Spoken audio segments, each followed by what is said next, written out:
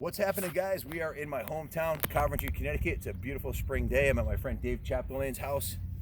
Dave is a one of those master mechanics that works at home and in his garage and builds one-off full restoration bikes like this 490. Let me give you a quick demo about it, and then we'll interview Dave and talk about exactly what he did to make this thing as tight as it is. It's probably the tightest 490 I've ridden in ages. So let's fire her up. It is a 490, and I'm starting it with sneakers on, so let's hope this goes well. There we go.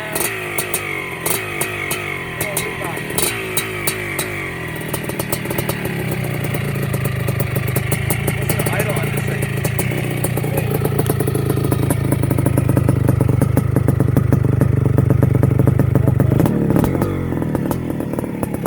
Got the segment.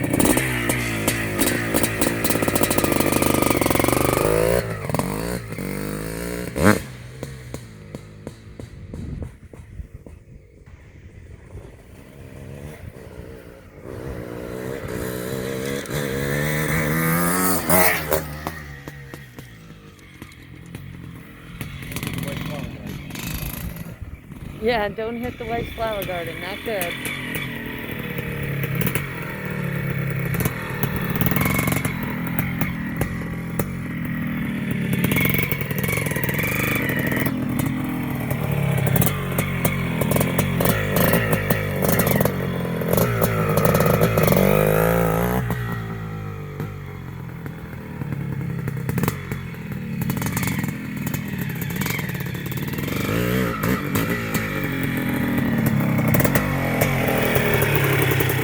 Well, folks, that's about as good as it gets for a vintage mid-bore too. So this thing's super tight.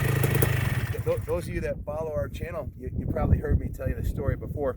I was an AMA pro motocross rider and local NESC expert, and did some arena cross races. And I've always been a Yamaha guy. And in 1990, I bought a YZ490, the white one, basically the same motor. And in 91, I took it to a hare scramble. I'd never raced a hare scramble before. An AMA sanctioned hare scramble by Netra, and I signed up for the amateur class. They're like, "Oh, you're a sandbagger, you're an expert rider. You got to ride the expert class." The guys were complaining. I said, "Okay, I'll ride the expert class." And I ended up, it's a 2-hour race. I was saying the Serenity Prayer, hanging on for dear life. I had no idea how I was doing, because in a 2-hour off-road race, there's people crashing everywhere, and you're lapping people, and total insanity.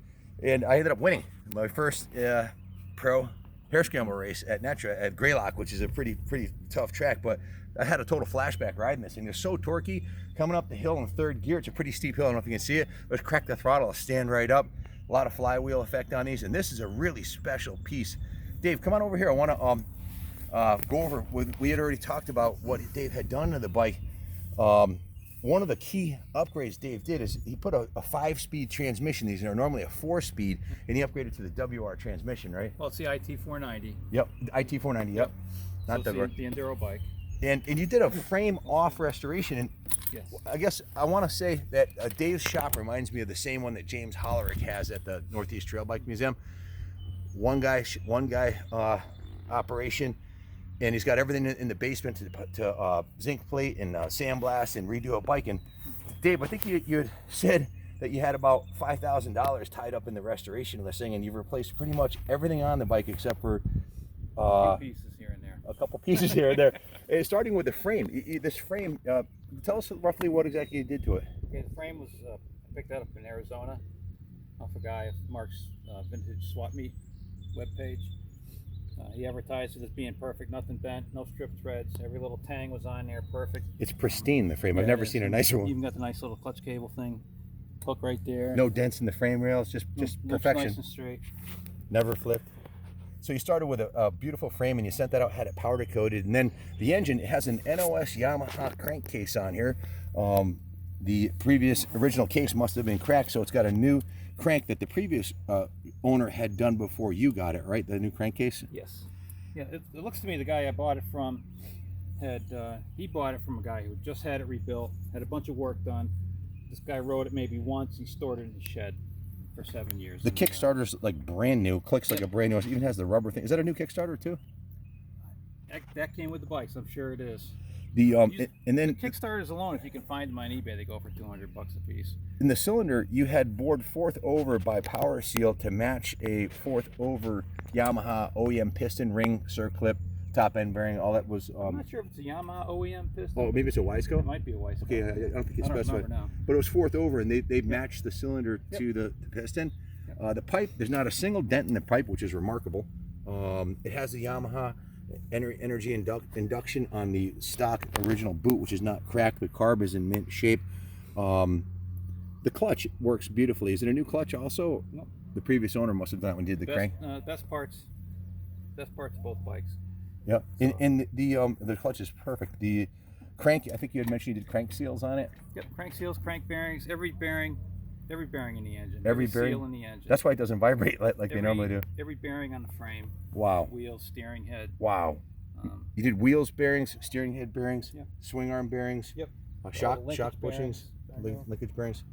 Dave, hats off. This is a remarkable restoration by a guy who, this is what I call a labor of love in our shop when we do restorations.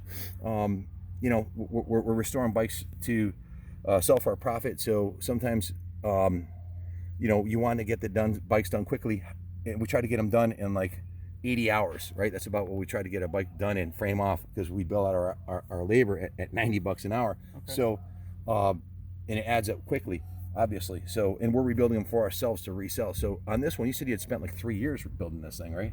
Yeah. What, nights and weekends? Yeah, off and on. Yeah, nights and weekends, yeah.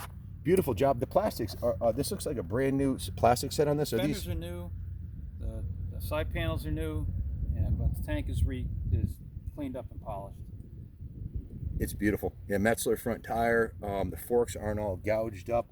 Remarkable. I mean, this is one I would gladly take to an AHMRA national and like Mid Ohio. And if you don't win on this, well, you got to look in the mirror because you messed up. This bike's capable of. There's plenty of power, so it doesn't matter. Are you man enough to twist the throttle? Looks like you got new bars on it, new levers, controls, new controls, all new cables, new plastics. Kill switch. Just a beautiful piece. It also comes with some other goodies that we're going to hopefully use on our hill climber that we're building right now. He's got a spare ignition and a cylinder that's going. The seat, he recovered the seat, which I don't know if any of you guys watching have ever done a seat cover on one of these bikes. It ain't easy. You got to pull them and tug them and staple them just right, and it came out perfectly straight. So, what do you do for a living? Well, right now I manage a machine shop. Oh, sure. But I started out. You know what I heard? On the floor. Cutting metal. Somebody told me that machinists make the best mechanics. Yeah. I've actually read that in a couple motorcycle magazines. I think it's because you understand metal tolerances and how things fit. And if something's sloppy, you're going to see it. Well, you definitely get to be real picky. Yeah. With everything you're doing. Because you're taking metal and crafting it to 1/1000th of a. Even tighter. You know. It's ridiculous sometimes what we do with work. Well, yep. This is the second bike I bought recently from a machinist.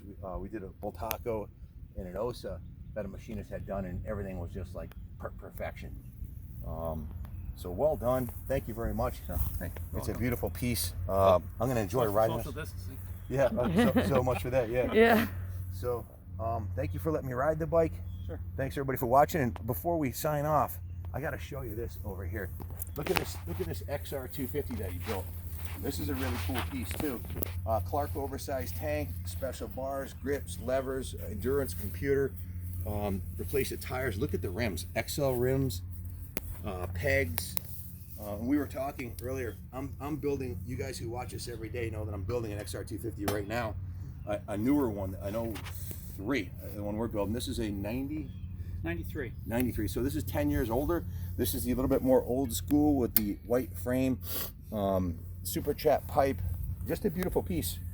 And Dave's a couple years older than me. And had a hip injury, I think he said. Hip replacement. Hip replacement. Yeah. So Dave was racing these big bore 2-strokes at MX23, and he decided to tone it down a little bit.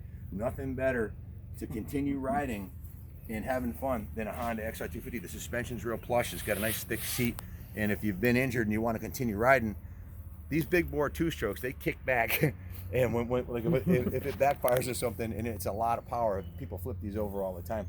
You're less likely to hurt yourself on one of these, and they're a hoot. They're a lot of fun. Yep. Christy and I rode around for 3 years on a CRF 250, the modern version of this. We rode that thing everywhere with a passenger, and They're just a lot of fun. I think I already mentioned that I'm very interested in buying this, so hopefully I'll be the first person you call if you ever decide to sell it. Okay. It's a cool piece. I'd buy this in a New York second. Yeah, it's funny because I went and did all this work to make the thing street legal, right? Blinkers, horn. It's a lot of work, the whole man. 9 yards. I got on to DMV. I think I was there for something else, but I brought all the paperwork for this, just to see, you know, what else I needed to make sure if I had to go to inspection. I walked out of there with a plate. It was already in their system. So I You're kidding me. I didn't have to do anything. Didn't have to do any of that work. somebody had previously registered it? Apparently. Wow. Is this a Baja Designs dual purpose kit, or is this something you put No, together? it's just a Tusk from Rocky Mountain ATV. You had to do the wiring, I had obviously. really good luck with those. I had one on my YZ490 FX. Had one on this. I think my KTM. My Yamaha. I had a WRF 2009 some years ago. This is bike number 64 or 65 I've bought in the last like 8 or 9 days. We buy a lot of bikes, and recently we've had a couple dealers that are having financial problems call us. We bought a lot of bikes. It's nice to see one's done this nicely. Usually we have to do everything you did on them to make them right, and this is well done. So when I retire in a couple of years, I'm looking for a part-time gig. Man, you can come in and punch in. I just put an ad on my Facebook page. We were looking for a mechanic, so we're friends on Facebook now, right? I think. Well, we can be. I Yeah, don't think that yet, but send we me will be. if you have send me a friend request, or I'll send you one. Yep. But yeah, we're actually looking to hire a mechanic. Right now we've got about our current run rate about a 3 to 4. Sometimes it takes longer. You don't know what you're getting into with bikes. Right. At least a 4-month backlog. We've got over 100 bikes waiting to be restored. Man. So we've got a staff of 18 there, but I've only got 4 like A-techs, guys that can take a bike down to the frame and put it back together. Then I've got some B-techs, guys that are can change a tire. Yep. More of the restoration guys, tires, grips, levers, graphics, paint, that kind of stuff. So yeah, when you're ready, we'd love to have you on the team. And it's only about 4 miles from here too. The Yeah, it's museum. not that far, right? Well, hey, thank you, Dave, for sharing your bikes with us today. Thank you for selling me this one and doing such a great job restoring it. Thanks, everybody, for watching. Stay tuned. Lots of killer bikes coming your way. Big bore, 2 strokes, 4 strokes. I got an XR600. Everything from a little Honda MR50 up to the XR600 coming down the pike in the next couple weeks. So stay tuned. And as always, God bless America.